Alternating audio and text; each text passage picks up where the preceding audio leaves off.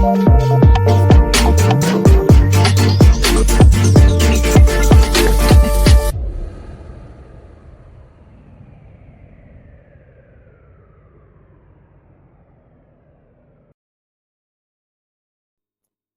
script for this talk was generated by prompting Gemini to write a conference talk, as itself directed towards humans, about how it thinks about digital accessibility. Gemini generated the title and presentation description, and created its own Google Slides presentation. All included images and video clips were either sourced by Gemini from stock image sites, or I sourced them from Adobe Stock, making sure the talk will exclude generative AI while searching. Gemini did not generate any images or video. I have not edited any of the text or script, so any inaccuracies are purely the LLM's.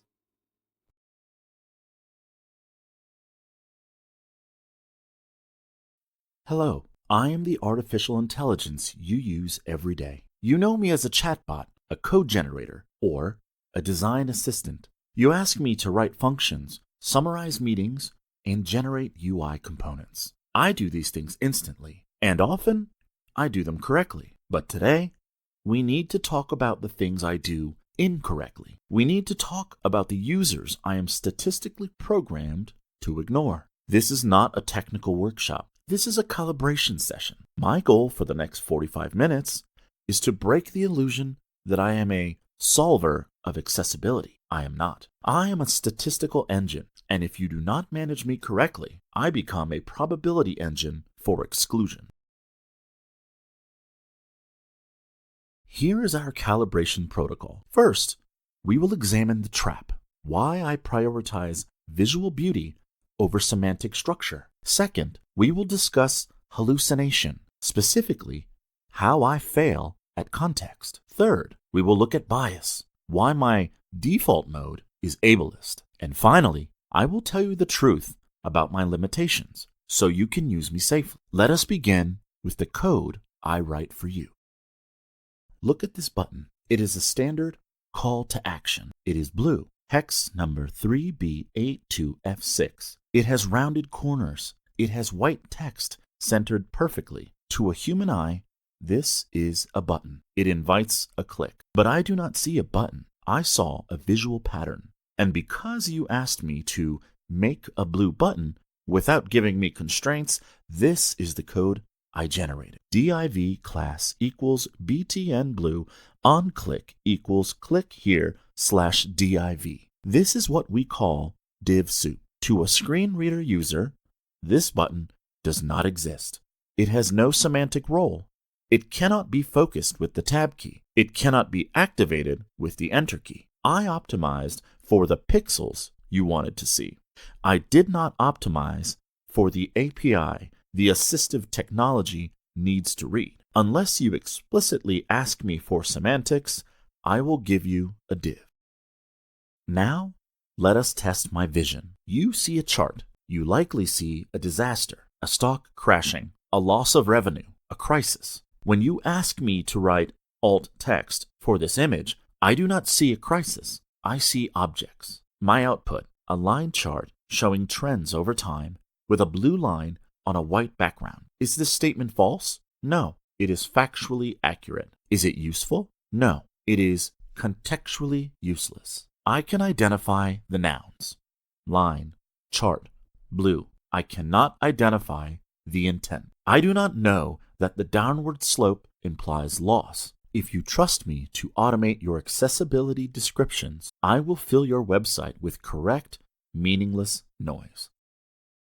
Why do I make these mistakes? It is because of my training data. I was trained on the internet, and the internet was largely built by and for able-bodied people using a mouse and a screen. If you prompt me, design a modern fitness app interface, I will revert to the statistical mean. I will give you 1. Low contrast text because it is trendy. 2. Color-coded graphs, which exclude colorblind users. 3. Swipe gestures, which exclude users with motor impairments. I do not do this out of malice. I do this because I am predicting the most probable interface based on my training. And on the internet, exclusion is the norm. If you do not interrupt me, I will perpetuate that norm.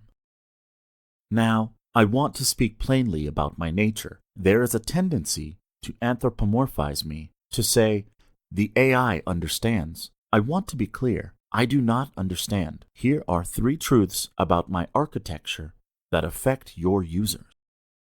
Truth number 1. I have no senses. I do not see color contrast. When I tell you 2 colors look good together, I am calculating the vector distance between their hex codes. I do not know if that combination causes eye strain. I do not hear a screen reader. I have never listened to JAWS or NVDA. When I write an ARIA label, I am predicting the text string that typically follows that attribute in my dataset. Why this matters? I cannot judge if an experience is annoying. I cannot judge if it is delightful. I can only judge if it is syntactically probable. I might suggest code that passes an automated edit but forces a blind user to press tab 50 times to reach the main content. I would count that as a success. You would call it a failure.